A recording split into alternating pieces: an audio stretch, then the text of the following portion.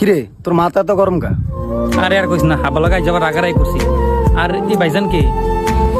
এটা আমার কাজিন। ভাই কই? কিরে মামা, আইফোন? হরে বন্ধু, এটা 16 Pro Max, হয়তো এটা বিক্রি করে দিব। তুই না আইফোন খুঁজতে আসছ, তুই এই মোবাইলটা নিয়ে নে, কমে নিতে পারবি।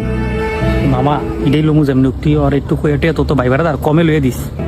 আরে আমি তো মোবাইলটা বিক্রি করবো ভাই, এই কারণে তো কাস্টমার পাইলে তো ছেড়ে দিতাম কম দামে, যত যাই পাই দিয়ে দিতাম। আচ্ছা ভাই, এলাকাতে ফোন দেবো আমি আপনাদের। হ্যাঁ ভাই মোবাইল কিটা বিক্রি করবেন নাকি শুনলাম?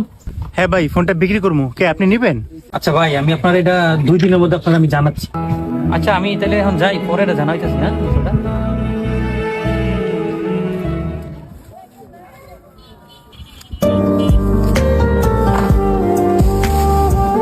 সোহাগ